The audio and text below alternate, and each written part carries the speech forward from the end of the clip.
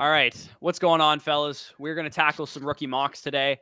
This time, usually when we do these Dynasty rookie mock drafts, we get members of our Discord in here doing these drafts with us. We have, a draft filled right now, ready to go, and we're just drafting these guys based on hypotheticals, prospect profiles, and all that good stuff. But one of our guys that we go to is mocks all the time because he routinely puts out 3-rounders and 4-rounders. Luke Easterling of the Draft Wire, or USA Today's Draft Wire, I believe, put out a 3-round mock draft post Senior Bowl. So we're going to do this 4-round rookie mock draft based on Luke Easterling's mock. So we're going to have a bunch of landing spots for these players. Once we get into the mock, we'll show, on the screen for like 10 seconds. We'll try and keep showing it often so you guys know where these guys went. And it is also in our Discord. I put it in our Discord. So if you guys are in there already, you can just pull it up maybe on your other screen or whatever. And we'll make sure to highlight where they all went in the mock too.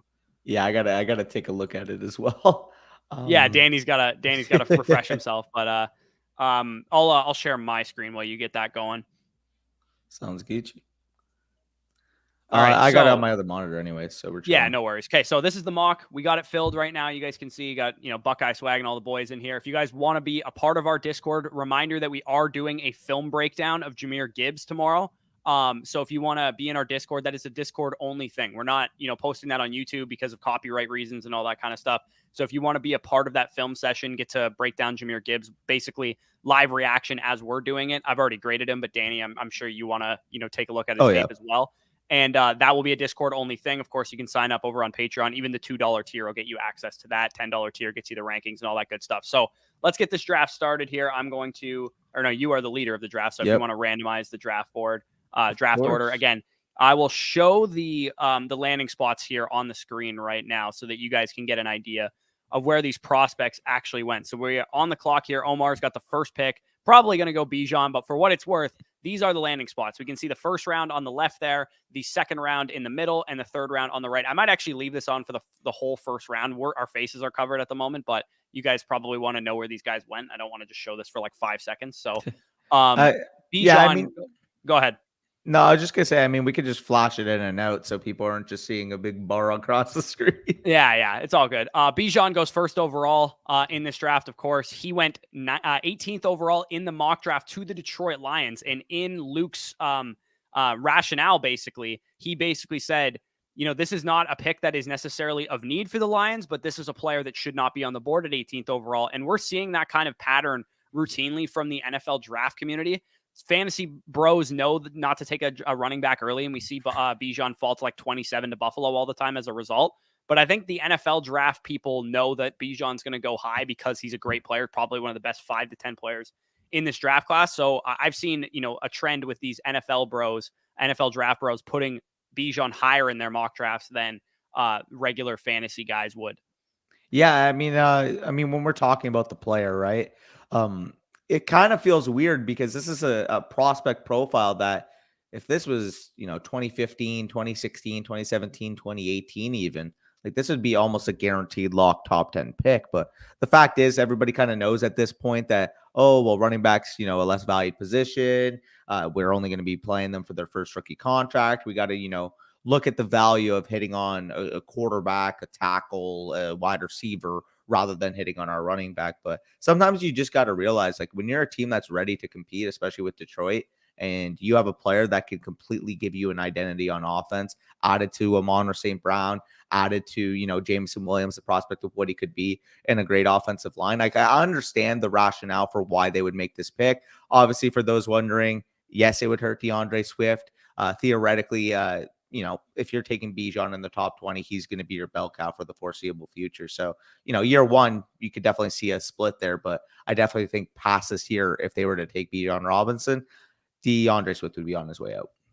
Yeah, absolutely. So you are actually on the board here. We'll recap the picks after you make your pick. So I'll just let you go ahead here. You went with Jahmyr Gibbs. I'll let you rationalize that. This is going a little faster than usual. Usually we got some time in between picks to break these down. Yeah, honestly, I was shocked to see Jahmyr Gibbs on the board. Anthony Richardson would have been the other one, to be honest. I probably would have, taken him if I looked. I just saw Jahmyr Gibbs, and I'm like, okay, 31st overall, Philadelphia Eagles. That should not be on the board at the 107. So perfectly fine taking him there. Obviously, dynamic running back, really good receiver of the backfield, landing on a Philadelphia team who's shown that all over their offense. They're stacked to the rim, best offensive line in the NFL, mobile quarterback. You're adding a guy like Jalen Hurts. You're adding a guy like Jahmyr Gibbs to Jalen Hurts to get added an even more dynamic aspect to this offense. And this is probably his best landing spot. Like if you were to pick a landing spot, out of every single team for Jahmyr Gibbs, I think adding that speed to this Philadelphia offense would be the best spot for him. Yeah, can you actually do me a favor and pause the draft? So before Yeah. I pick, I can recap some stuff here. I don't want to be rushed too much because this is the important part, right? This first round portion of the draft. We definitely want to take our time here. We can speed through the later round picks, obviously. So the 3 quarterbacks go off the board, 102, 103, 104. Bryce Young went 2nd overall to the Houston Texans. CJ Stroud, 4th overall to the Indianapolis Colts. Will Levis, 7th overall to the Las Vegas Raiders. I don't think that's really unexpected for anybody. I think those quarterbacks are expected to go high. Those are the teams in, the top 8 or whatever that are in need of quarterbacks. So no surprises there. Jordan Addison and Jaxon Smith-Njigba both went off the board before Jahmyr Gibbs, like you said, with first-round draft capital. Jordan Addison to the Los Angeles Chargers. I don't, disagree that you should take JA over Jahmyr Gibbs, given that, we get him 21st overall draft capital to a team with Justin Herbert, potentially Keenan Allen being a cap casualty and stuff. That's a great landing spot for him. To me, that's the dream landing spot for Jordan Addison. 100%. And I also think this is one of the dream landing spots for JSN, going to the New York Giants, where there's a ton of targets available. No real threats at wide receiver there, aside from Wandale coming off of an ACL tear to take away targets. So great thing there. Anthony Richardson, 9th overall draft capital to the Carolina Panthers. Probably should have gone higher, like you said, if he's going to go as a top 10 NFL drafted quarterback. That means he's got a longer leash. That means, that the NFL believes in him, maybe as like a above the shoulders, like work ethic type of dude. And then these last 2 receivers to go off the board here, we get QJ, who went off the board 14th overall to the New England Patriots. Not a horrible fit. I think people would scoff at that and not like that fit. But to me, top 15 NFL drafted wide receiver going to a team that has a quarterback that showed a lot of promise as a rookie, just had a down season with, a Mickey Mouse offensive coordinator this past year. I actually really like that spot for QJ. Yeah. I like it a lot more than like Tennessee and some of the other spots that we've seen him go, Baltimore as well. And then Zay Flowers actually went 27th overall to the Buffalo Bills. So kind of like a Isaiah McKenzie on crack type of landing spot there. Yeah, no, I mean, watching a little bit of Zay Flowers, it's pretty clear that I think this guy's going to go, top 40, top 30 in the NFL draft. And I think he's got the look to be a stud wide receiver too for a foreseeable future. Do I see, him potentially being a top 12 wide receiver in fantasy? Not necessarily, but are you talking about a guy that can, have some top 15 level seasons that can get you, 120 plus targets in a season? Absolutely. So for these teams, especially at the back end of the first round of these contending teams, I mean, you're seeing some really, really good fits. So in this one in particular, Buffalo, great fit. Obviously, we know the Cowboys could use that type of speed. The Chargers took Jordan Addison, but hypothetically, if he wasn't on the board, I think he would be a great fit there. A lot of teams. I'll be right back. My dog's just at the door. All good. A lot of teams that could use what Zay Flowers provides just so happens to be in the area that he's picking. And Grimley says it here. I wouldn't be shocked if he went 14 to the Pats either. There's some serious buzz there. So when Corey's going to check on his dog, I'll just catch up on some comments. How you guys doing? What's up, Dylan? What's up, Anthony? What up, Coach? Love the show. Appreciate that, brother. Where are the links to the Discord? So the Discord is currently privated off now. We've been giving it for free for the last, 2.5 years. So now it's almost entirely exclusive on Patreon. If you want to, get access to that Discord, sign up even on the lowest tier on Patreon, gets you free access to that Discord. Yeah. Okay. So you can start the clock again. I'll make my selection here. You good? Saturday, what's going on? First mock. Sorry, fellas, had time to draft. No worries. Is Javonte Pittman 103 too much for Chase and one quarterback? Not enough. You don't think that's enough, eh? I want quarterback. I want Ja'Marr Chase. He's going to be my 101 or 102 off the board in a startup. Okay, so I'm on the board here. I got 27 seconds here to make my pick. Yeah. I don't love the landing spot of like Kayshon Boutte goes 2nd round to Buffalo. Josh Downs went 52nd to the Seahawks. I don't really love these. Zach Charbonnet went 88th to Jacksonville, which is also not a great one. Zach Evans, I kind of like that. Honestly, I'm going to go with this is a little high for me. I actually started watching him and grading him. He definitely has some ability. I'm not typically a Zach Evans 111 type of dude, but these receivers just got horrible landing spots. You definitely could have gone with like Jalen Hyatt, 22nd to Baltimore with that first round draft capital. I probably should have made that pick. I was kind of rushed on the clock here. But Zach Evans, he went actually 96th overall to the Arizona Cardinals, late 3rd round pick. I thought you were going to go with Michael Mayer. Oh, I probably would have gone with Michael Mayer. So this is why you don't draft in a rush. Obviously, if I was in a real rookie draft, I would have made a more informed decision. Michael Mayer went 20th to the Seahawks. That's probably the direction I would have went. Yeah, no, I figured it out. Either way, though, I mean, you kind of mentioned it with Zach Evans. Fits on a team realistically that he's going to have every opportunity to compete from some snaps. I mean, we saw last year, James Conner, he's not the most reliable in terms of, down-to-down basis being healthy. They are mixing in, Keontae Ingram, Benjamin before he got released.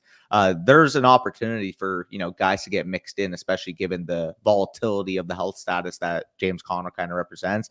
And you kind of mentioned with Evans, yeah, he's a curious case. He never got, a full workload, but on an efficient touch-to-touch basis, this is one of the better running backs in this entire class. So if he gets that 3rd-round capital, gets an opportunity to compete behind James Conner and potentially supplant James Conner, I think, 1-2 turn is probably appropriate value for him.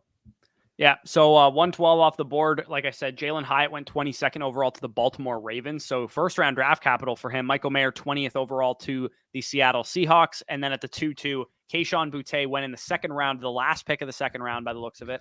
64th overall to the Chicago Bears. So, I mean, pretty good landing spot as far as targets available, but we know it's a run-heavy offense. Justin Fields not quite developed as a passer yet. I don't love the landing spot there, but it's not bad. I think he's worthy of this early 2nd round consideration, just given the draft capital. And, he does have some good things about his profile. This one, Mike says Levis over JSN or Gibbs. I also probably agree. I think I probably would have taken, maybe not JSN. I probably would have taken Levis over him, but Addison and Gibbs, given the landing spots that they got, I probably would have taken him, both of those guys over Will Levis, who, he's a quarterback, but in terms of relative startup value, we're expecting Will Levis to be a 4th round startup pick by the time he's in the NFL. If he went 7th overall to the Raiders, versus a guy in Jahmyr Gibbs, probably be a 3rd round startup pick if he went 31st overall to the Philadelphia Eagles. And then Jordan Addison, to me, with the Chargers, would be a 4th round startup pick as well. Yeah, I would agree with that as well. We do see Tyjae Spears go off the board here in this mock. You got him landing in Miami, and I think that would be a really fun fit if Spears went to Miami. RB3 off the board, by the way, in this mock draft. I'll show you guys real quick. The running back landscape is the most fascinating part of these mock drafts, because it sounds like the NFL is viewing this class as, it's 1 and 2, it's Bijan and Gibbs and everybody else. And what that's probably going to cause is teams to skip over the 2nd round of running backs, which is what happens here. No running backs went in the 2nd round. And then we'll see a run on them in the 3rd round. When Spears went off the board at 77, you see Charbonnet go off at 88, Roschon go off at 91, A-Chain go off at 92, etc. There was a bunch of picks, bunch of guys in a row that went off the board, which I think is probably how the NFL will end up handling things. We also got to remember, too, that this running back free agent class is very strong, too. So some of the teams might fill their need for running backs in free agency. But the other thing that I've heard talked about is that this draft class in general is not very strong. So if the running back class is strong, the draft class in general is not very strong. That could mean that running backs come off the board sooner, just because no good players at other positions are on the board. Yep, for sure. I'm back on the board here, and you mentioned kind of the running back position. And one of my favorite spots in this entire draft, especially given implications with their current running back that's making a ton of money and could potentially leave this offseason, Devon A-Chain going in the 3rd round to the Cincinnati Bengals. If you're talking about an offense that could use that level of speed out of the backfield, another receiving threat, for Joe Burrow in that intermediate part of the field, Devon A-Chain is basically the Swiss Army knife of this draft. And if he gets straight day 2 draft capital on a top flight type of offense that could use that level of speed, man, mid 2nd round, 207, bro, I'm taking that shot on Devon A-Chain anytime. Yeah, so we're seeing a bit of a running back run here. Bigsby went, I believe, 100th overall to the New York Giants. I mean, I don't know if that's a backup deal to Saquon Barkley. Saquon might be leaving in that instance. Roschon actually also went off the board pretty high, 91st to the Bills. Probably a decent value there. He probably could have gone off the board before that. Sean Tucker was the first guy of this draft that was not selected. I guess this guy's making the assumption, Metzger here, making the assumption that maybe he goes in the 4th round or something like that. And then, like I said, Charbonnet went off the board 88th overall to the Jags. I am on the clock right now. Yep. So I'm going to go over and mosey on over. Kendre Miller not selected in this draft. I've graded him. He's, he graded out as a late 3rd round kind of talent for me. I think he's probably going to slide to day 3 if I had to guess in the actual NFL draft. I'm actually going to go probably with one of these highly drafted tight ends. I actually really like Kincaid to the Chargers there. So Kincaid went 54th overall to the Chargers in this mock draft. Darnell Washington also 41st to the Titans would make some sense as well. But I think Kincaid is more of like your pass catcher prototype tight end for me from like a fantasy perspective. I think I would favor him over Washington given, all the production he had at Utah. He was the highest graded PFF receiving tight end in the SEC and then, sorry, not in the SEC, and the NCAA this year, just ahead of Michael Mayer. Him and Mayer are the only guys over 90. I'm not gonna lie, the spot for Washington is a little bit weird. Like, yeah, the second round capital is nice, but I mean, realistically, you got Chigaquanko there with Tennessee. You know that they're a run heavy team. Would they be doing that for a run blocking tight end? I don't know, man. It's tough. It's tough. It's really difficult to think of what to think of Washington. His draft stock is probably going to go the way that his testing goes at the combine.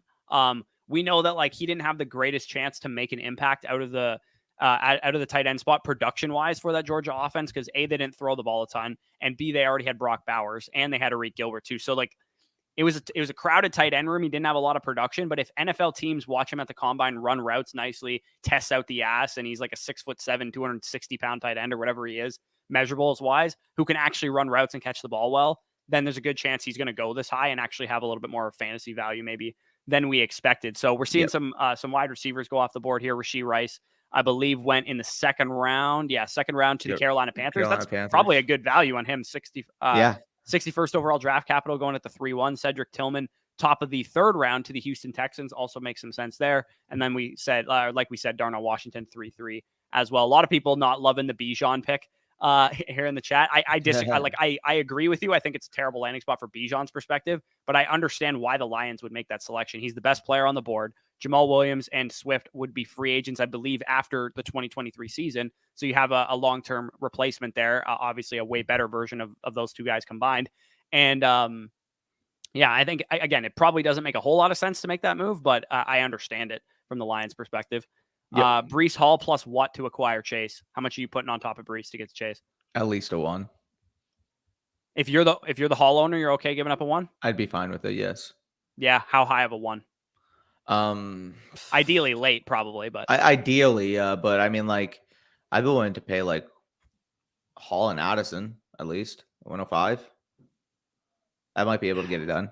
I'd be willing to do that. I think like 107, 108, it'd probably be like my highest amount of like first round capital. I wouldn't want to give up quarterback equity plus Breece Hall probably.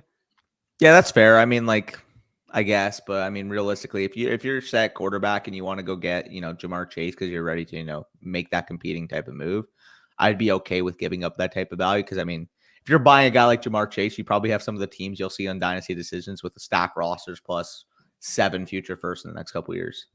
Yeah, exactly. I think real quick, so Orlando, I don't disagree with this take. Like any wide receiver to Baltimore or New England is not a stable number 1 every year. That's like true. It's definitely been true in years past, but they also haven't had wide receivers worth a damn, right? Like you can't just cast over like a blanket statement saying New England will never have a great fantasy wide receiver if they've never had good wide receivers. If they take Jaxon Smith-Njigba 15th overall in this draft, Mac Jones is more than a capable enough quarterback to get the ball to like a slot receiver, a quick separator like JSN, and JSN's talent doesn't get any worse by the team that he goes to, right? Like it really doesn't affect him a whole lot. At wide receiver, I think we really overvalue landing spots to some degree. The reason I'd be more scared of Baltimore is more due to pass volume, not necessarily the quarterback that's throwing him the ball. I think New England's actually a sneaky good landing spot for most wide receiver prospects because they don't have a ton there, especially if Myers leaves. Yeah, no, I would agree with that. Look at my pick, by the way, and Marvin Mims goes 72nd overall to the Titans in this draft. Just looking at this point, a day 2 capital wide receiver, so some juice the past couple years over at Oklahoma. I'm not, the biggest fan of him. I haven't like fully indulged, and I'm not like a Marvin Mims stan, but I do feel like in the mid to late third round type of area, getting a day 2 capital wide receiver with, a relatively decent profile with what Mims represents, especially in a spot for available volume after Treylon Burks in that Tennessee offense. All for it. Yeah, it's not a bad pick there. We're starting obviously to run low on these day 2 guys that were in this mock draft. Kind of just drafted Spears to hear what y'all thought about him. Plus him to the Dolphins is interesting. I mean, he's got speed. They definitely adds that to the offense. They already have quite a bit of it. Spears going in the third round makes me a little nervous rather than like a second round back because he's not a huge dude, right? He's like 204 pounds, 5'10" or 5'9.5" or whatever. So I mean, he's probably not long for like a 30+ touch workload or anything per game. He's probably going to get mixed in, maybe as like the 1A back there if he were to be drafted to the Dolphins. But I think the landing spot makes some sense. So I'm actually back on the clock here again. I think I'm running pretty low on guys that are actually drafted in this mock draft. I don't actually see anybody off the top of my head that hasn't been drafted. Maybe like Sam Laporta. At this point, it's just time to take dart throws at running back profiles that would go on day 3. And I'm going to take Dwayne McBride, who I think is probably the best pure runner left on the board here. So I think if we're making hypotheticals because it's only a 3-round mock draft that we're working with here. If it was the actual NFL draft, obviously we know where he goes. But if we get a 4th round Dwayne McBride or a 5th round Dwayne McBride, like, again, like a Tyler Algier type going to an offense, maybe with some touches available, then I think he's a good enough running back to command some carries for sure. Yeah, and then now we're just seeing chilling at the top of the draft board, quite literally the next Davis Mills, if you will. Yeah, Tanner McKee went, 43rd round overall to the New York Jets. Yeah, which, I mean, again, another Stanford quarterback going on day 2. 43rd overall is not a low pick, man. Like that type of capital. If the Jets made that move, would indicate that. Maybe they go out and get a Jacoby Brissett type in free agency and they draft Jimmy Garoppolo. Like, I don't know, man. I don't think the Jets a weird would draft fit. a quarterback. Like, if you're not going to draft a 1st-round quarterback that could actually make a difference for your franchise, to me, if I'm the Jets, at least, there's no real point of drafting a guy like McKee, who is essentially like what he's going to be. How much better than Mike White as your backup? The team that would be like a better fit for McKee, if you will, was the team that drafted Hendon Hooker, New Orleans Saints. If there's going to be a team that picks a guy like Tanner McKee in the 2nd round, it's going to be a team way over the cap. It's going to be a team with limited draft assets, obviously traded their 1st-round pick to the Philadelphia Eagles this past year and are looking for cheap production at quarterback. That would be realistically the only fit. Maybe the Raiders too. I think he's like a Patriots style quarterback. If the Raiders don't take Levis, obviously they did in this mock draft, but if they don't take Levis or one of the top quarterbacks, they opt for like an offensive lineman or a corner or something like that. They could definitely take a day 2 pick on Tanner McKee or, Jake Haener or one of these like day 2 projected quarterbacks. Hendon Hooker also makes some sense for them as well. Traded Justin Jefferson, Algier 107 for Herbert, Pitts, and Devontae Adams in a 10-man Superflex. Decent haul, or could I have gotten more? So Superflex. If that's Justin Herbert, I think you fleeced this dude. If that's Justin Herbert, okay, so for E's sake, Herbert and JJ cancel each other. For E's sake, we will say that, even though I would take Herbert off the board first. So then we're looking at Algier and 107 for Pitts and Adams. Yeah, that's an easy move right there. I think you fleeced the dude. Yeah, congratulations. You took that guy to the woodshed if that's Justin Herbert there. Yeah, man. People are down on Pitts. People are really, really down on Pitts. People are viewing him as like, hey, I'll trade him for a late 1st or a mid 1st or maybe an early 1st. But nobody's saying he's still the same like multiple 1st asset that we were saying just this time last year. Now, I will say like he's not quite worth as much as we thought he was last year, but he's still worth to me in like 2 late 1sts, 2 mid 1st potentially as well. Easily. He's still a top 15 asset for me, and top 15 assets are worth at least 2 mid 1sts. Yeah, exactly. So A-Chain to the Bengals, nice for Burrow. Yeah, I think that would be a really, really fun fit for that offense. They, as good as the Bengals offense is, they don't have a ton of speed. Like, I mean, Chase can run, but like outside of him, they're not a very fast offense. So A-Chain at running back would make, even if they kept Mixon, that would actually be a really good fit. Yeah, no, I would agree there. I'm back on the clock here. I'm just kind of looking at the board, seeing what's available. Not much to be excited about, but again, you're never going to be excited about much in the 4th round of your draft, especially pre-draft. So it's Chris Rodriguez got some size. You could maybe take a shot on him. Raheem Garrett, some people, he's got like a bit of a closet following too. Sam Laporta actually went in the draft that you could also take. Sam Laporta's not bad. Yeah, overall to the New England Patriots. So is a couple of these day 2 wide receivers still available? I might just take a shot. No, I think I believe they're all gone because I looked at my last pick and they are. And you know what? I'll just take Laporta just because I don't know what else to do, and there's 10 seconds left. Yep. If Levis gets higher draft capital than Stroud, should that change fantasy capital? Feels like, not always. How much is higher generally capital? Speaking, they're probably going to have a higher hit rate than fantasy scouts, but like if Levis goes how top, drastic it is. Like if Levis goes 1 and Stroud falls outside the top 15, maybe. That's what I was going to say. If like Levis goes 1 and Stroud goes outside the top 15, or if Levis goes top 10 and Stroud somehow falls to day 2, like at that point you got. But if it's 1 and 4, I'm keeping Stroud over him. or 100%. 1 Yeah, and 2 or something, or Levis goes 4 and Stroud goes 9. Like, I'm still taking Stroud over Levis. I'd agree with that. Okay, I'm on the clock here. I'm probably just going to take a shot at my boy Keaton Mitchell. Maybe actually I'll go Chris Rodriguez. He's got a good size profile, so we can do a 1 quarterback one maybe now after this one, Sure. and we'll And get then it going again. Yeah, a startup right, or like a 1 quarterback and then a startup, or no? No, I mean the video title is rookie mock draft, so I probably want to keep it to rookie mocks. 1 quarterback league is London worth a mid, first, second, and third. London. Yeah, probably. In a 1 quarterback league, I'd probably take London over that. London. Here, I'll set it up. It should be all good. I have Russ and Stafford in my Superflex. Should I trade 101 and 209 for Trevor Lawrence? Yes, you should. I think I would rather have Lawrence than Bijan plus a 209. Superflex, yeah, absolutely. Yeah, absolutely. I'm making that move. If I were you too, I may even try and like package one of those quarterbacks in somehow and maybe get some pick equity back, just because this guy might be like, oh, I need a quarterback in return, because that's usually the case in the conversation point with trades involving quarterbacks, is that they typically want one back in return. So if he wants, Russ or something in return, you might be able to get something in return on the other side there. I think it's offensive play calling for both of those teams and quarterback play. I disagree on the Patriots. I agree with you. And the other thing too is the Ravens fired Greg Roman. So we don't actually know if they're going to run the same exact scheme that they're going to run all the time in Baltimore. And Mac Jones had literal Matt Patricia calling plays for him last year and played, pretty bad. I would say that Mac Jones is the type of quarterback that can very much support an elite fantasy wide receiver. Like, I have no question. Like, Kirk Cousins supports Justin Jefferson. We're not talking about like you need Patrick Mahomes to be a great fantasy wide receiber. Like, Derek Carr played pretty bad last year, and he was still making Devontae Adams one of the top fantasy wide receivers.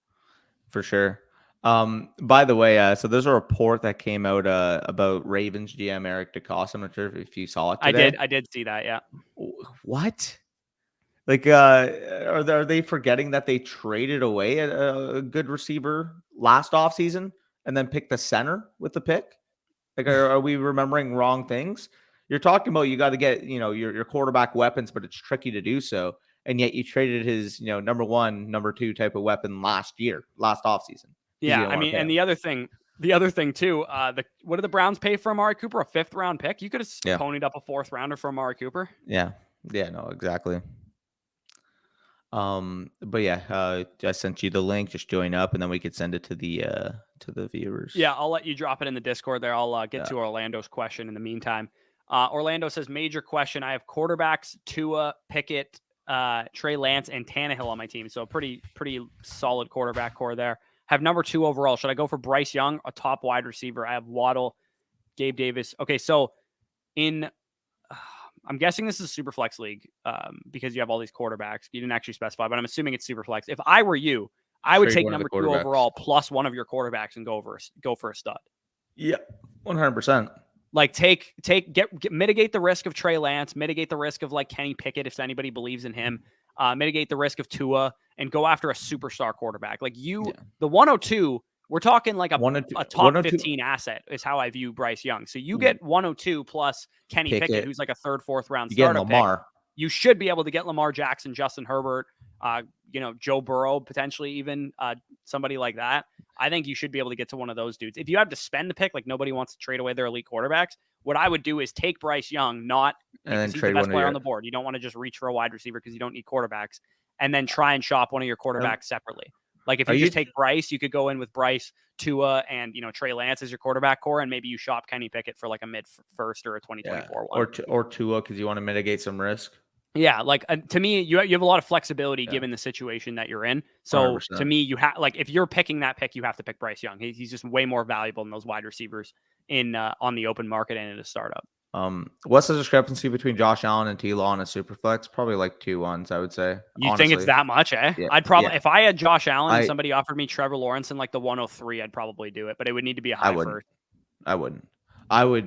I would need at least the 102, and I viewed the 102 as being 2 first. So I mean, that's fair. Probably appropriate. I mean, I think that's a fair point. Like Josh Allen's worth that much. Like it doesn't seem like that much of a startup difference because it isn't. It's 101 versus 107, 108, 109 for Trevor Lawrence, but realistically, it's that big of a difference. By the way, I will drop the link in here. I don't know why it's not filling up, but There you go. Yeah, you drop it Whoever's in the there. YouTube chat. Again, we'll show the landing spots. Are we doing a one quarterback one this time?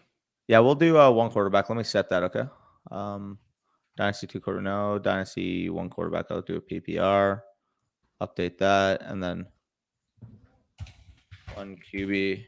All right, everybody should know now. I'll put it in the chat too. 1 QB. All right, we should be set. For those of you that want to join, there's 3 spots left. Go fill them up. That's weird. I'm saying to everyone, it's the same landing spots because some people are confused which landing spots are. Got you. Okay, that makes sense. Yeah, no, I mean, talking about with Josh Allen and T-Law, like, yeah, as much as I love T-Law, like, there's still, volatility there in terms of what's his fantasy ceiling, what's his rushing ceiling. He's not as good as he is. He's a really good, tier 2 type of quarterback. He's still not Josh Allen, especially from a longevity type of standpoint. So if we're like looking at it, like, yeah, you could make the argument from a replacement value production, taking the risk, if they reach their ceiling, you would probably prefer the assets that T-Law and 2-1s can get you. But I do feel like paying up for what especially with the ceiling that that Josh Allen represents, I do think equates to about 2-1s. Yes. Yeah, for sure. Question. We play in a Superflex 10-man league. I have Herbert, Watson, Kyler, and Howell. Hell of a fucking quarterback core, by the way. My running backs are Bryce, Kenneth Walker, ETN, and JT. Jesus. It's like my top 4 dynasty running backs sans Bijan right now. I also have the 110. If Richardson falls, if Richardson falls to 110 with first round draft capital, you select him. And it looks like you won your league given that you have the 110. So you're in a position where you're just collecting value, taking the best player available. Yep. So I would say you're in a great spot there. If Richardson falls, you take him. And you said and running back. I have older top vets and traded future draft capital to get younger. My wide receiver core is also super young as well. I mean, if your wide receiver core is young as well, you are set up for years to dominate this thing, man. You have 3 elite quarterbacks, 4 elite running backs, a young wide receiver core. I don't know who your tight end is, but you're really in a good spot. I don't think you have a ton to worry about in your position. For sure. I've had older top vets and traded future capital to get younger. My wide receiver core is also super young as well. Oh, okay. Yeah. I mean, we can kick off this draft again. It is a one quarterback draft. One person left. It is a 1 quarterback. So don't draft quarterbacks super early. We're waiting for 1. Oh, are we? Oh, I thought it was filled. Yeah. For those of you in the live chat, there's 50 of you. Come help us out and take that team 11 spot because yeah. First one filled in like half a second. I know. It's weird. This one's been like a few minutes. There you go. Pena. Pena got in here, so we are good to go. Perfect. We are Gucci now. 101 and 102. Yeah. Now the difference between the 101 and the rest of the picks in a 1 quarterback league is not vast. even close. I think I've been asked 3,000 times what I would give up in a 1 quarterback league for the 101.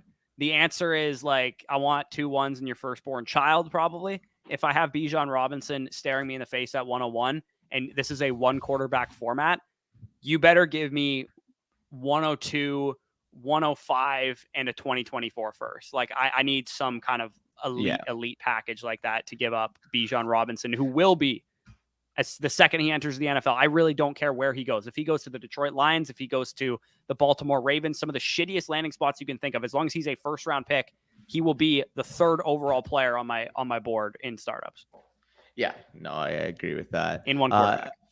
Well, I mean, like Kyle Pitts. That's I would rather Bijan than Kyle Pitts in a 1 quarterback startup. Really? Yeah. Yeah, and I think the market would vastly agree with that too. Probably, but I mean, I'm saying for where we are on Kyle Pitts. Yeah. I think Pitts would be like in that like range, like that 4 to 6 range with like Lamb and AJ Brown, some of the other top receivers. But I would prefer Bijan. I think he's a more locked in asset than Kyle Pitts. Well, I disagree with that. In terms of the market, sure, but I'm saying in terms of like what they represent, yeah. The guy picking 105, his name is Bijan Owner. Oh, he's not owning Bijan this one. Unfortunately, did not get the pick there. So again, remember.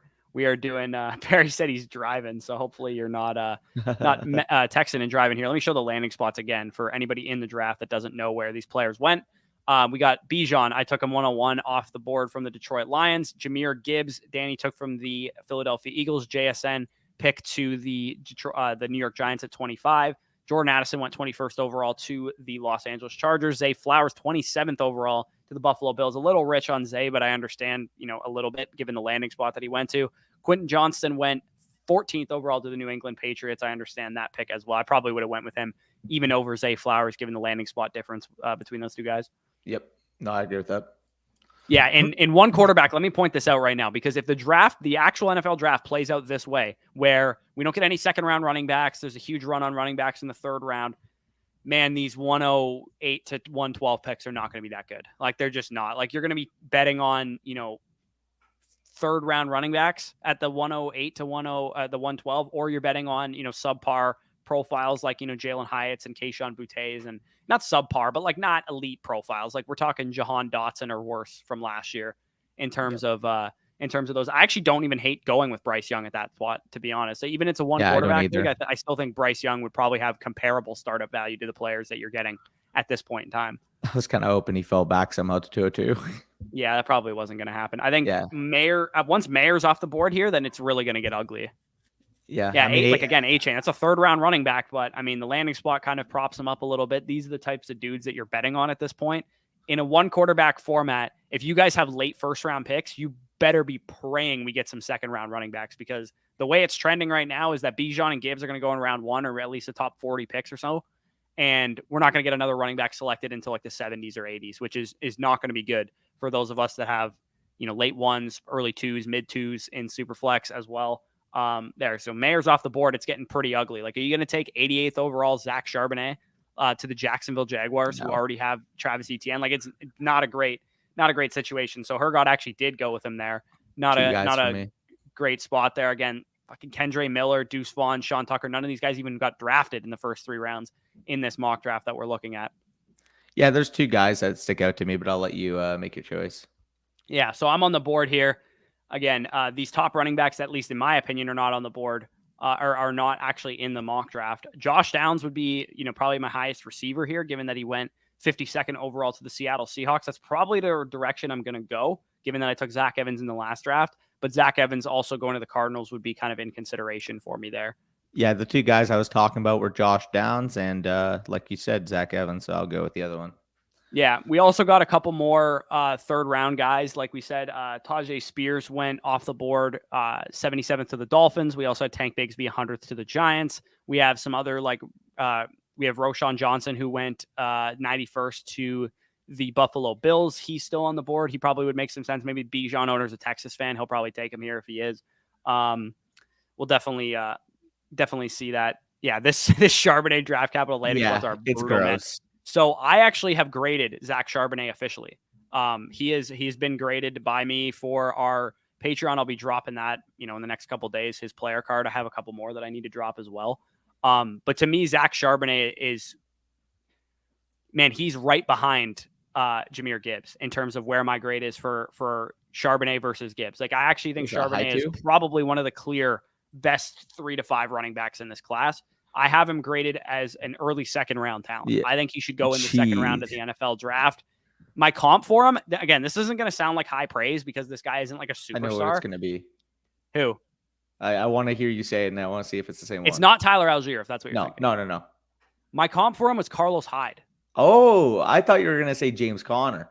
No, my comp for him is Carlos Hyde because he's like, when Carlos Hyde, we got to go back, think a while ago when he was on San Fran, he had back-to-back top 15 RB1 running back seasons. Yeah, back-to-back RB1 seasons. He was heavily involved as a receiving back in that Kyle Shanahan system.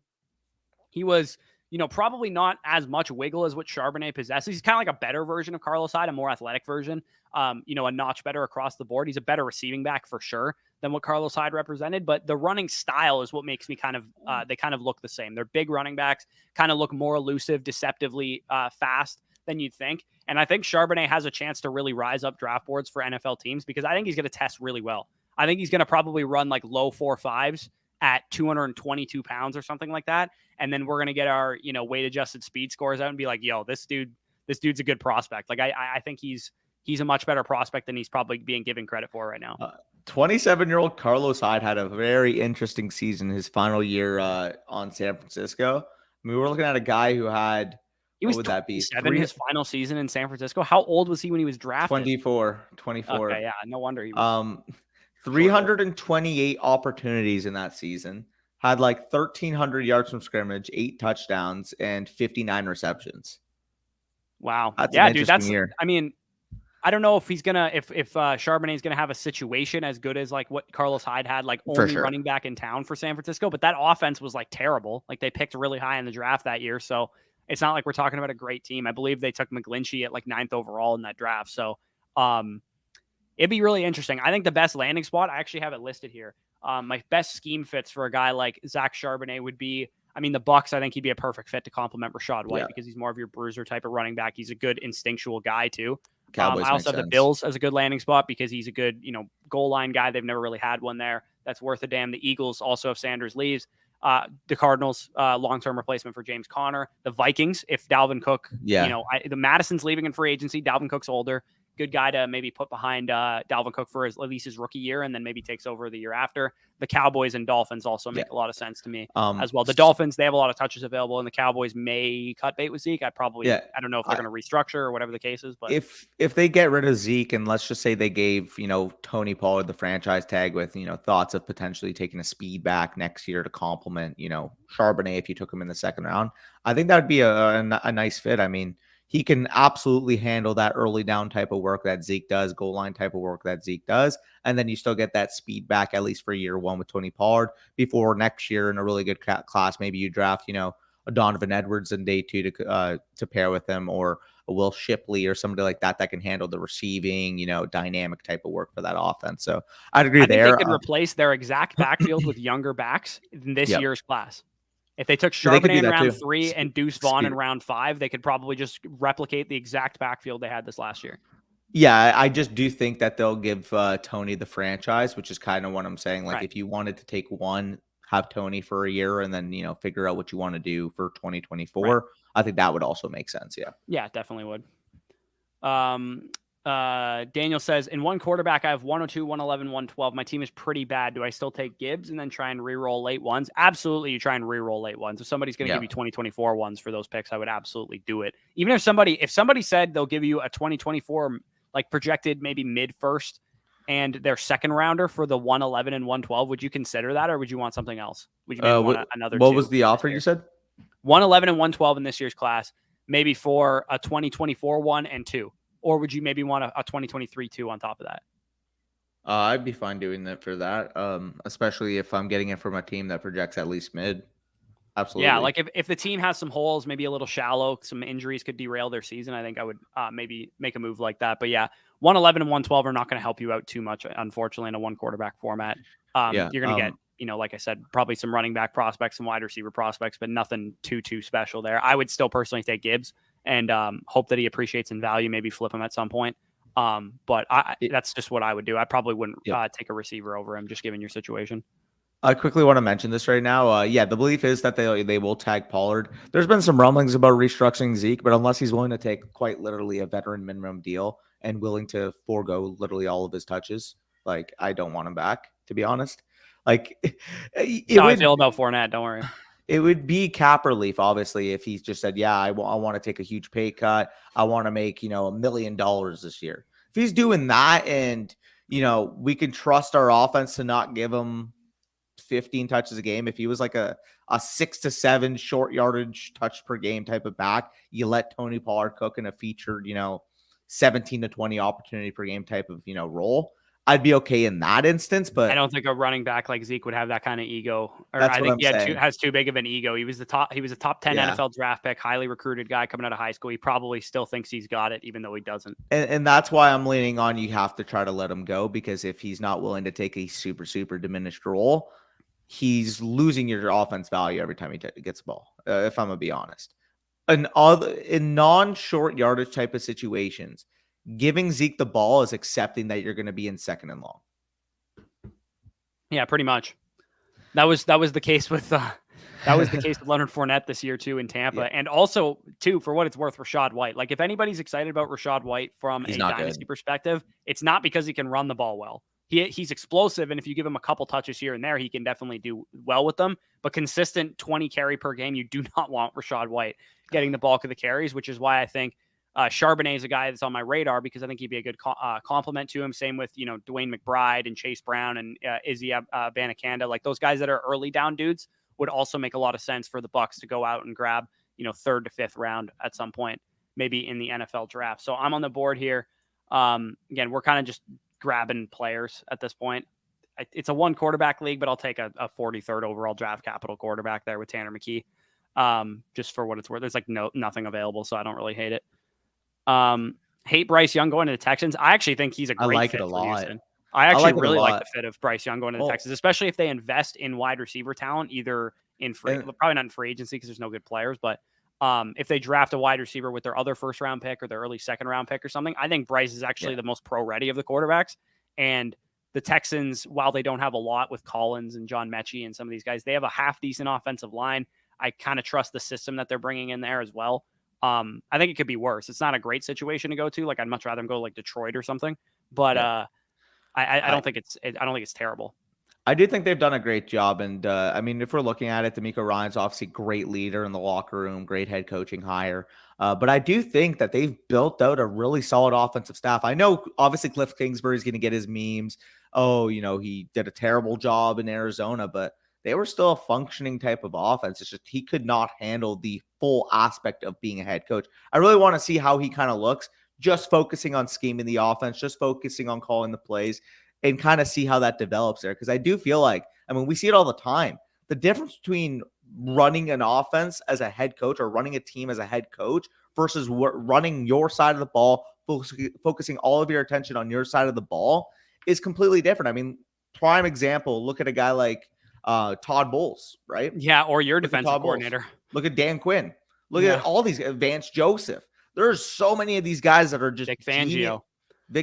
There are just so many of these guys that are geniuses on their side of the ball, but when you trust them to fully take that next step as a head coach, they can't really make it. Maybe Cliff Kingsbury is that guy. Maybe you let him focus on the offense. Josh McCown brought in to be that quarterback coach to help nurture and develop whatever young guy they take, whether it's Bryce Young, CJ Stroud, Will Levis, etc. I do think it's quite a nice landing spot.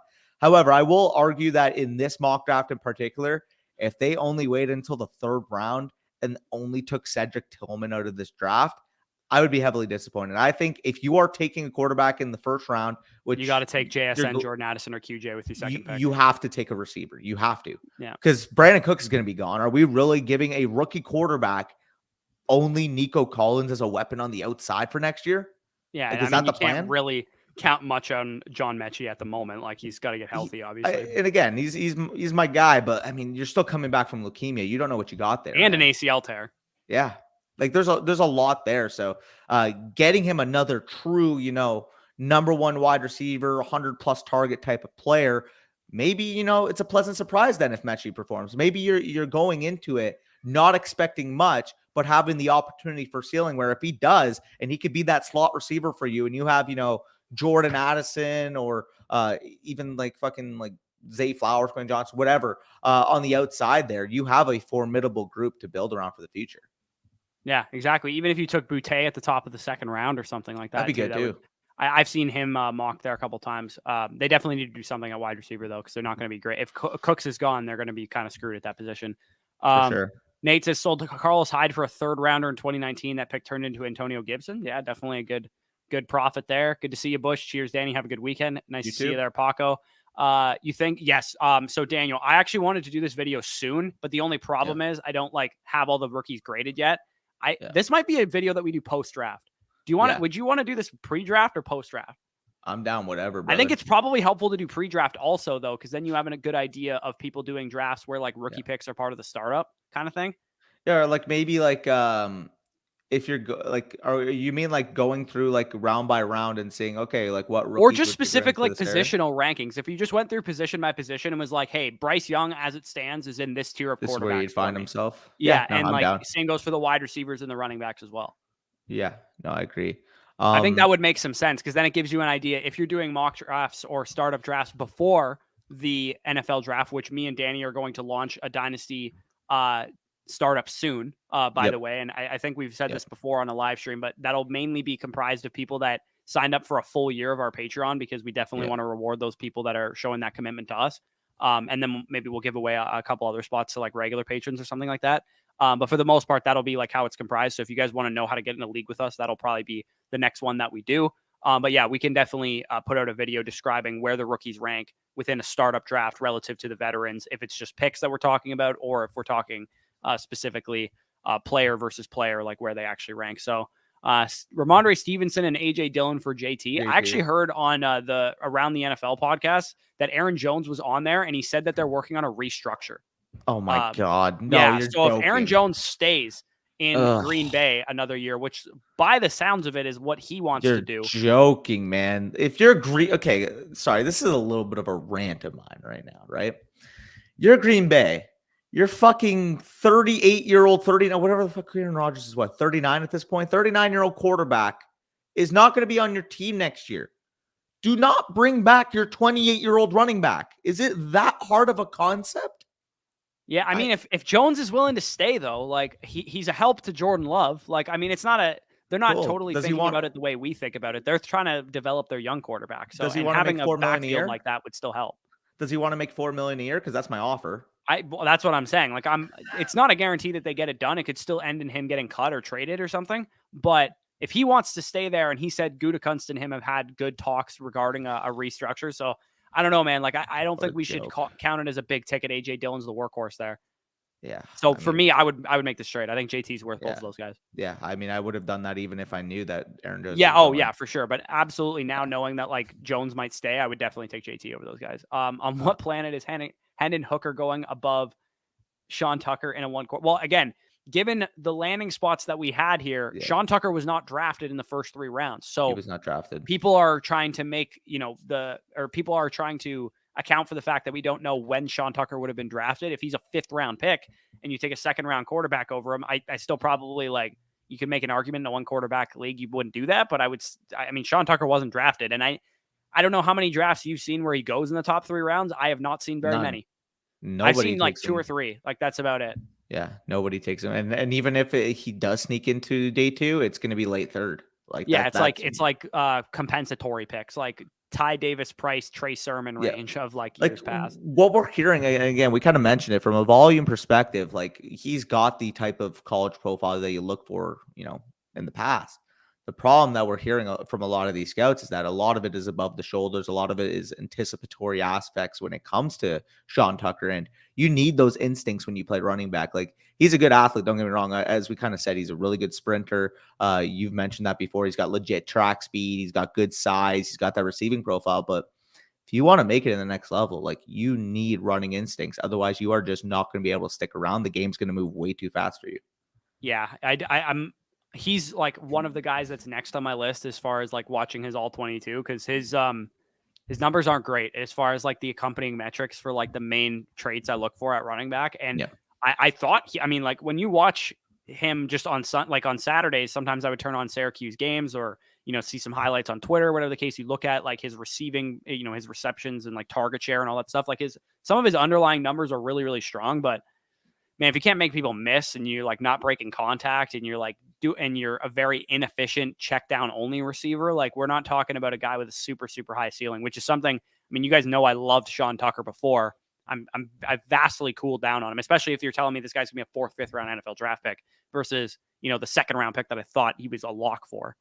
Yeah, it's pretty remarkable. I mean, we went in the beginning part of the season where we're like, yeah, this guy's, going to be a top 50 lock. He's going to be have the ability to be, potentially a workhorse somewhere. And now we're just kind of hoping that he could stick to a committee. Well, I mean, we're hoping that this guy tests extremely well, because if he tests extremely well, then there's a chance that the NFL drafts him higher, right? Because a guy like Ty Davis Price last year ran 4.42 or something like that. Like, he ran really fast for like a larger back. And if Sean Tucker goes out there like he can, because he is a track athlete from high school and he weighs in, 5'10", 211 and runs 4.39 or something, like, yeah, he's probably going to move up NFL teams' boards. Yep, for sure. But I want to see him test well agility wise, because that's kind of been a problem as far as him like not being able to make people miss consistently. Oh yeah, with Zeke, yeah, no, I have heard that he would be willing to take a pay cut. However, like, we're not talking like, oh, you're going from 15 million to 5 million. No, like, if you're coming back, you got to be nearly close to vet minimum. Like that. I don't think they're going to ask him to go that low. I think they would probably give him like 5 million. And I think if they don't, it's a mistake, is what I'm saying. For sure. I'm just saying I think they probably won't be like, you need the vet minimum, we're cutting you. Like they'll probably be like, yeah, we'll go down to like 6 million or something like that. Which would be a fucking I know, mess. it'd be a joke. If the Cowboys tag Pollard and don't draft a running back high, what's his new dynasty value? I mean, redraft wise, where's he going? That'd be a better redraft. He's going second round. Yeah. So I mean, if you're going to be a second round pick, long term, we don't know what his value would be, but we know he'd be a high redraft pick. He's still relatively young. Probably, we know he's really talented. Obviously, I think he'd probably be like a top 11, top. I was going to say 10 to 13 type of area, maybe running back in dynasty. I was going to say maybe like he finds himself into that like 10 to 12 area in dynasty. Would you rather have him or Ramondre Stevenson if he's the starting running back in Dallas next year? I mean, they're closer in age than you'd think.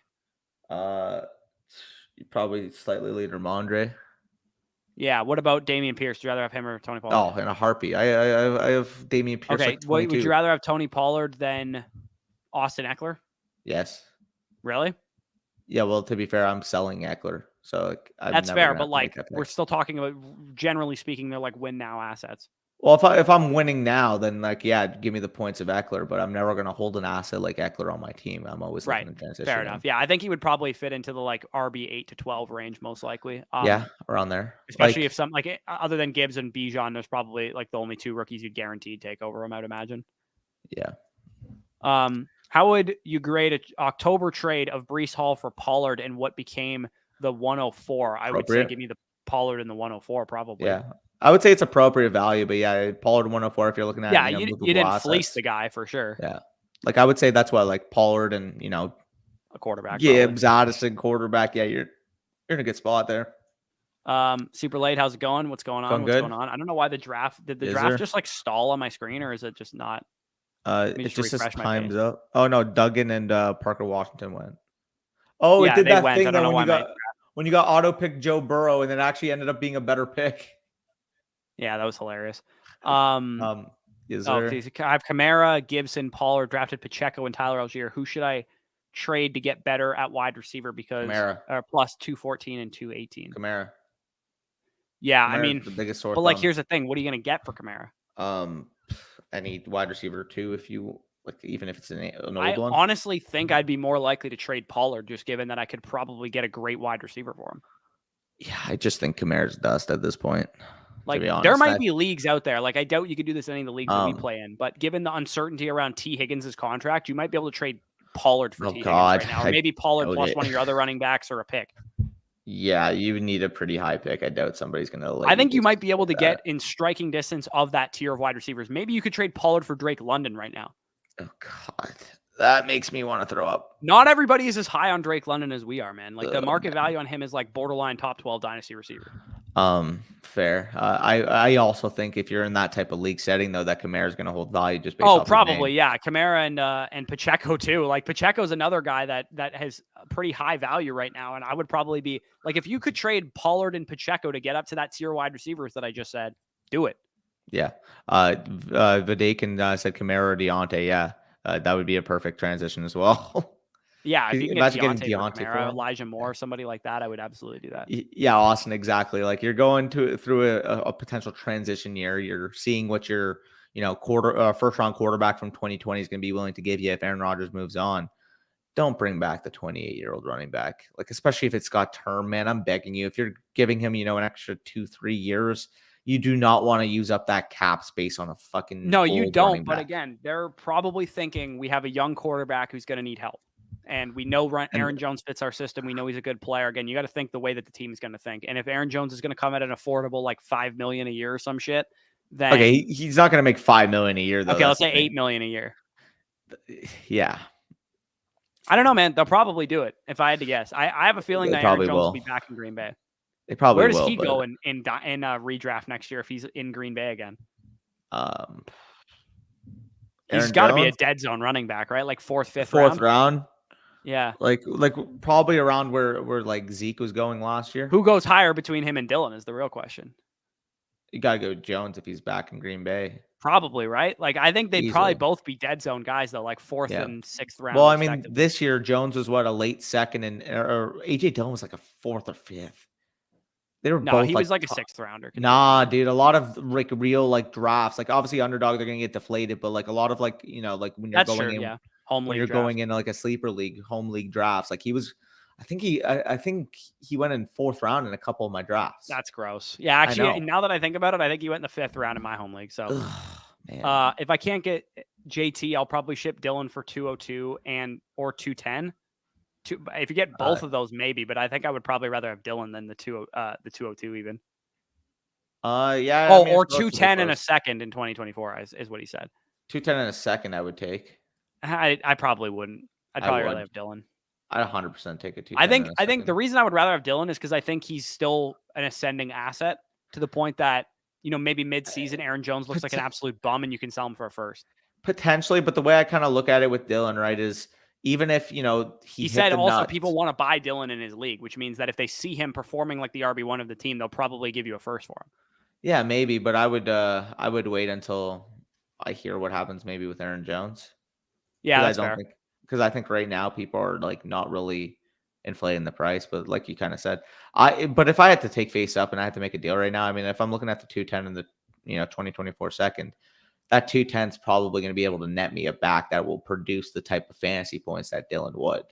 Yeah, but is he going to be a 2nd round back with a decent profile like AJ Dillon, a guy who we know is already a good player? A 24, 25-year-old AJ Dillon, who we've been hoping to take He's that not role. that old. He's going to be 25 during the season, no?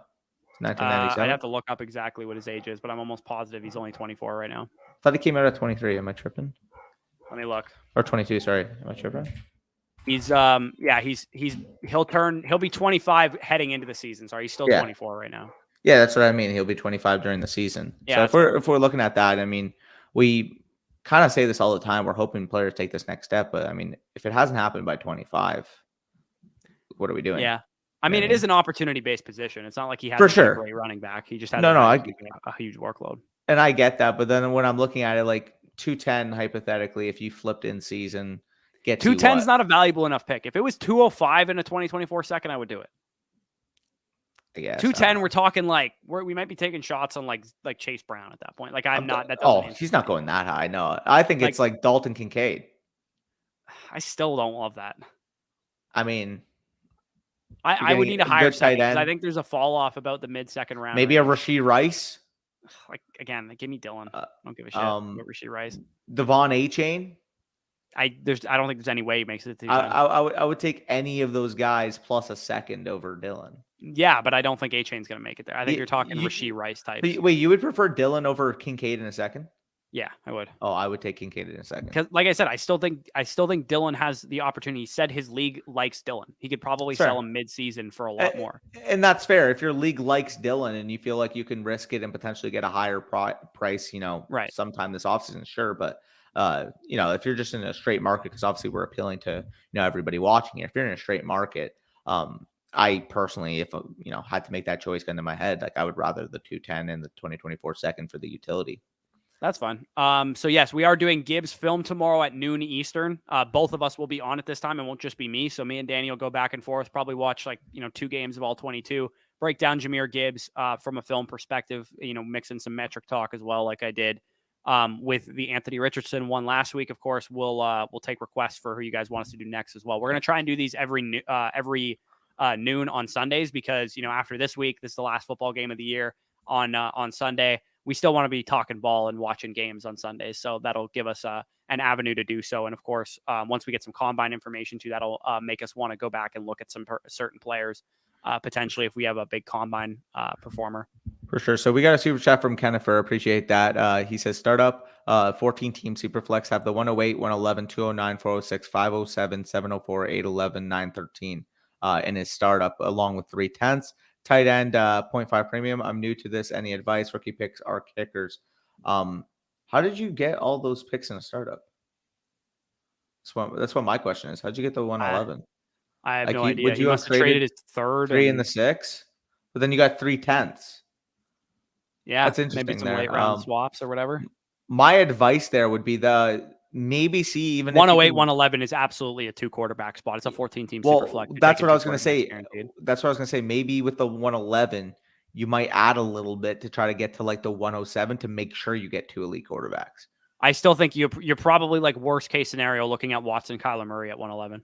Yeah, for sure. But like, if I can say, hey, listen, I'll give the 111, and somebody's willing to take like a 2023 second for it, and you can move up and get Lamar Jackson, like I'm always doing that. Yeah. I think, you're probably looking at like Trevor Lawrence, Deshaun Watson, 108, 111 type of situation. Oh, he traded the 2024 and 2025 first. So that kind of leaves you in a bind here.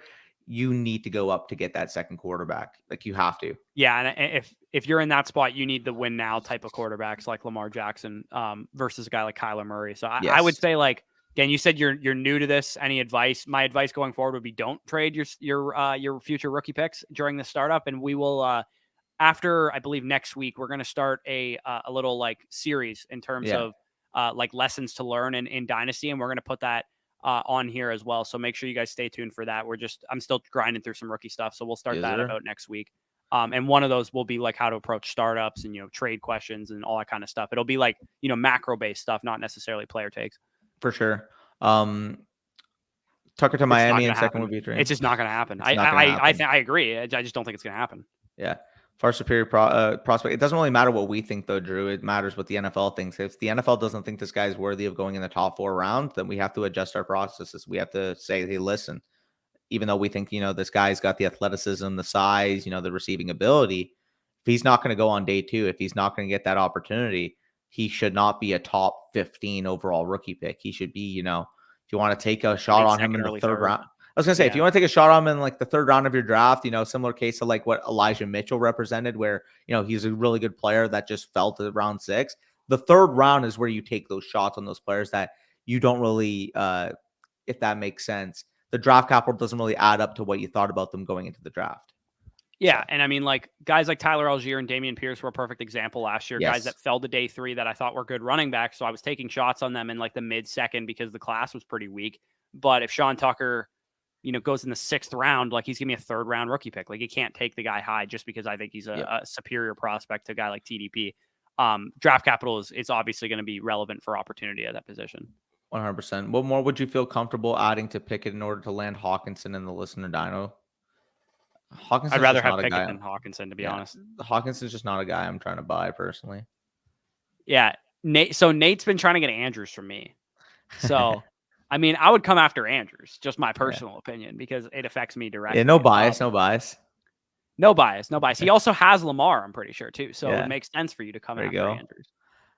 Do I even have any tight ends worth a damn? I have Waller. Dolchich, Jake Ferguson, Trey McBride. I just have Waller and the funky bunch. Greg Dolchich top 12, but like I just have a bunch of young guys after him. Yeah. Yes, sir. Sure. Ball. Yeah, we all. So you see trade us first. A great episode today. You guys appreciate that, Orlando. Back and advice. That's a good way to sign out of here. Segue out. Make sure you guys check out our TikTok. I put out a TikTok today talking about my 3 favorite underdog pick'ems for the big game. If you guys want to check out Underdog Fantasy, I'd be remiss if we didn't mention this, just because they do have a special promo going on right now. So if you guys haven't checked out Underdog Fantasy, you know that you can use the promo code FSE. If you want to take that off the screen so they can see it, use the promo code FSE at sign up and first deposit. You'll get 100% back on whatever you put in. And right now they have Jalen Hurts over 0.5 passing yards, I believe is what it is. So that you have a free square to build out a pick'em entry for the Super Bowl. If you want to build out a 5 pick'em or whatever, I could show you guys. This was the one that I put on the TikTok. So these are my favorite picks right here. You guys can see them on the screen. You get that free square Jalen Hurts higher. Then you get Patrick Mahomes higher on the interceptions. He throws 25 picks in the last 2 years. The Eagles were top 5 interceptions this year with, CJ Gardner-Johnson, big play Slay. Those guys can get their hands on the ball. Lower on Jerick McKinnon's rushing attempts of 5.5. He's only had over 5 once in the last 5 games, and Clyde Edwards-Helaire might play. So not a lot of carries probably coming Jerick McKinnon's way, probably get receptions, but, we're talking rushing attempts here. And then higher on Miles Sanders, 4.5 receiving yards. He averages that per catch. He doesn't get a lot of targets, but if he gets just 1 pass, he'll probably get there. Yeah, no, I like that. I like that little parlay that you built out, but appreciate you guys. Last hour and 10, we will see you guys tomorrow prior to the Super Bowl. Obviously, Bush mentioned, Jahmyr Gibbs tape in the Discord, and, we'll see what's cooking up. Maybe have a live stream or something before the big game, all that fun stuff. Hopefully you guys are cheering for the Chiefs. Cheering for the Eagles, of course. No. Take care, y'all.